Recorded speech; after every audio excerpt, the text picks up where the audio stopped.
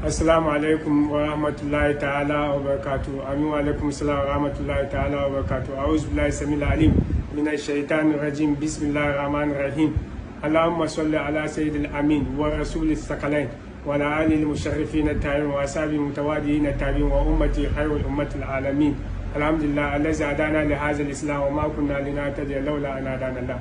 Our viewers scattered across the globe, wherever you are, good afternoon, or good morning, or good evening, because of the difference of the latitude and the longitude.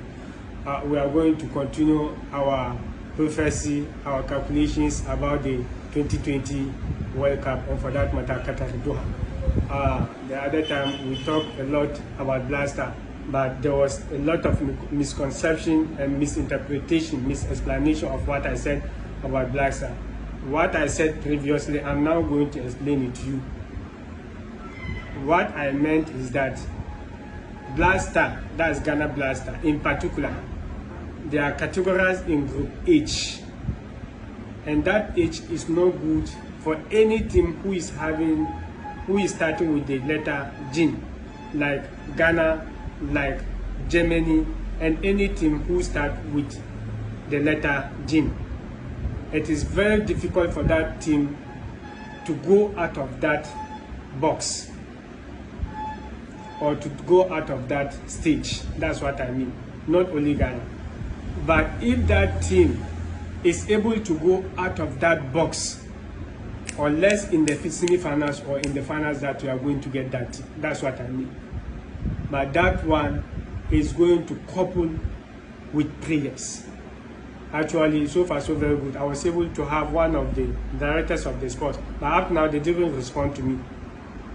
If Ghana Blaster, if they take what I'm saying and we pray, and they are able to go out of that set,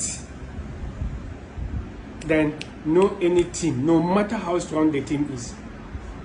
That's what I mean. I'm not talking of Portugal and the other Uruguay and the other teams because they are strong. No, I'm not talking of physical. Please don't misquote me. I'm not saying because the group is very hard, that's why Blaster. No, what I'm doing it in the spirit. I'm doing it in the spirit. I'm not doing it physical. And I'm having sure and confident that one African team is going to the semi-finals. And I will not be even surprised to see that team in the final.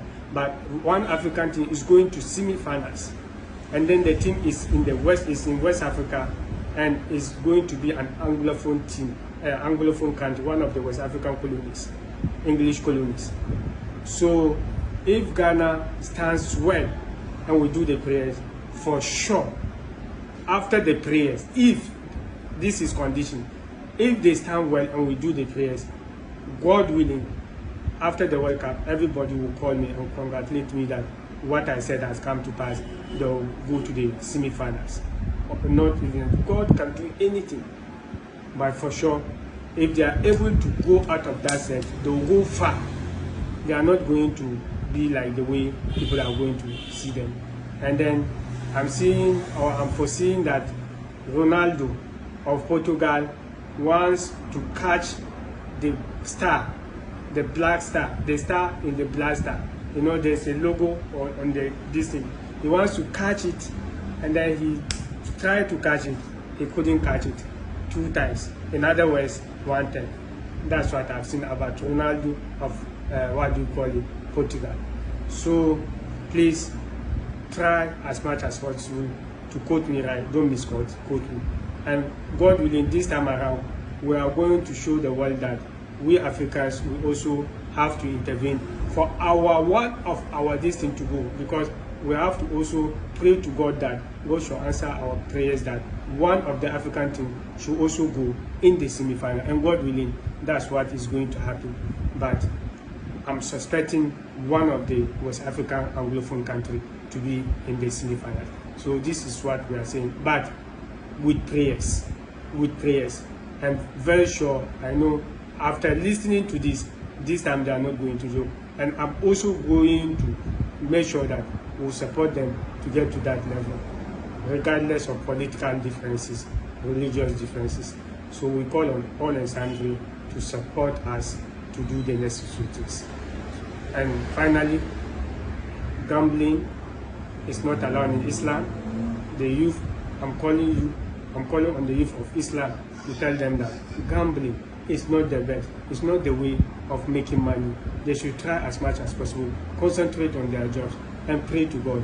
God will make them better than Bill Gates, better than Warren Buffett, better than Dangote, even to the extent of Mensa Musa, because the richness is in his hand. So please, don't be using gambling. Don't concentrate all your mind on gambling. That's what we have for now. God willing, you will listen to us in the next editions, mostly, or God willing tomorrow. Assalamu alaikum.